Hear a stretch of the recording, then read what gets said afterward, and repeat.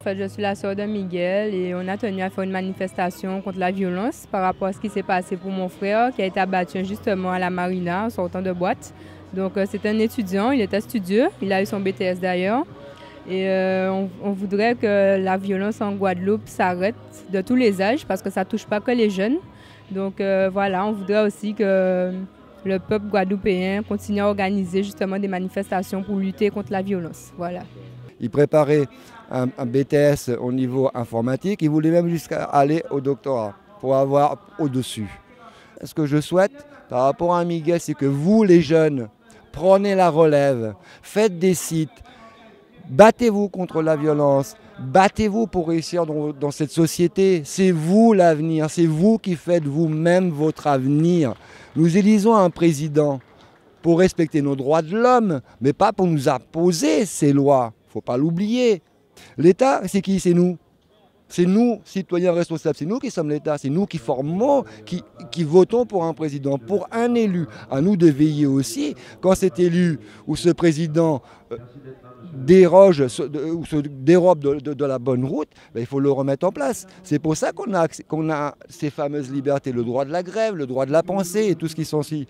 Donc il faut se battre pour cela et c'est très très très important. Je ne veux plus qu'il y ait d'autres enfants qui meurent, je ne veux plus entendre ça, je ne veux plus. Cette indifférence aujourd'hui, elle est insoutenable, insoutenable. Une personne âgée va se faire arracher une chaînette, elle va être par terre, on va la regarder comme si c'était, je ne sais pas moi.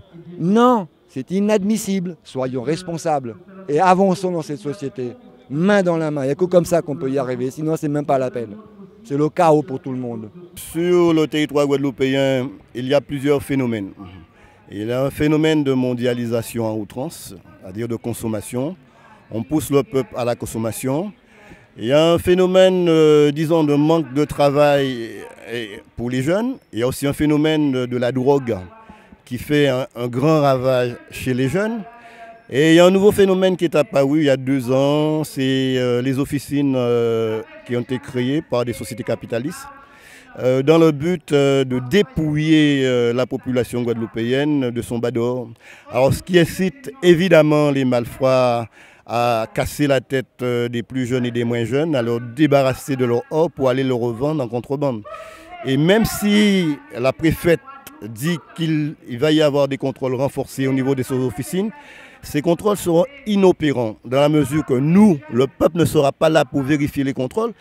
Et même que ce soit été possible, les malfrats ont toujours la même motivation pour aller voler de l'or, sachant qu'il y a des officines qui peuvent à n'importe quel moment leur racheter. Donc il faut que nous, Guadeloupéens, nous disions que stop à cela. On ne veut plus d'officines d'achat et de vente d'or sur le territoire guadeloupéen. Il faut que le peuple se mobilise, il faut que le peuple descende dans la rue, il faut que les élus prennent leurs responsabilités, d'accord? Parce que le peuple les a élus, d'accord, pour gérer les problèmes qu'ils ont. Or, ils ne font pas ce travail-là. Ils sont déficients, ils ne remplissent pas leur mission. Toujours, comme on dit, toujours un jeune encore, mais bon, il faut s'arrêter aussi. Et pas ni un qui Miguel, ni d'autres jeunes aussi, que nous ne pas connaître noyau, que ça nous pas attendre, pas piter encore qu'hier soir, on a beaucoup tué, parce que toute famille avait mis, voilà quoi. Pourquoi? Pour ne pas savent. Alors moi, tu veux quand même que ça arrête, mais bon, dis que arrêter, ouais, just dis ça, ça n'a pas suffi. Ça n'a pas suffi. Voilà, on demande les jeunes aussi, que des jeunes comme moi, mais si arrêter, point cool. Pas parce qu'on ne pile les pieds à autres que votre varie, ça peut arriver. Moi, dans un métier de transport, tout le temps, il y a inconvénient. Tout le temps.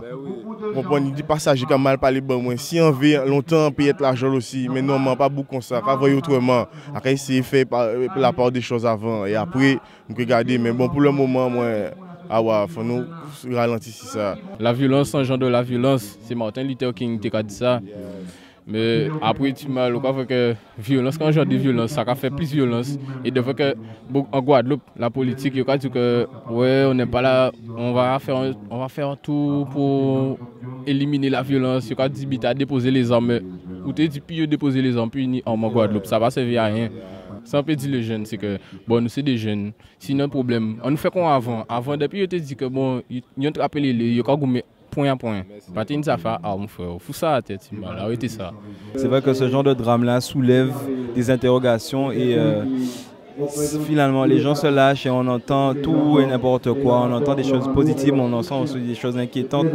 Donc on a réellement envie que le micro soit ouvert dans les quartiers, dans les foyers, et que tout le monde soit sensibilisé, et notamment par ce phénomène de mort par arme à feu, parce que c'est quand même quelque chose de significatif. Et si on laisse ça se banaliser, ben, la Guadeloupe va devenir comme les États-Unis avec la circulation libre des armes. Qui dit circulation libre des armes tombe entre les mains de personnes qui sont mal intentionnées et qui s'en servent à des fins de vengeance, de jalousie pour commettre des crimes et qui fait qu'aujourd'hui on est dans un climat de chaos, j'ai envie de dire. Il n'y a que l'amour qui pourra solutionner tous ces problèmes selon nous. Et il est facile de tomber à la violence, il est facile de juger l'autre, il est facile de ne pas s'en préoccuper aussi, de faire comme si de rien n'était. Mais je crois que si on veut vivre dans une Guadeloupe, dans un monde sans violence, ça paraît utopiste. Certains te diront que ça n'arrêtera jamais, mais c'est justement en cautionnant ça que ça continue.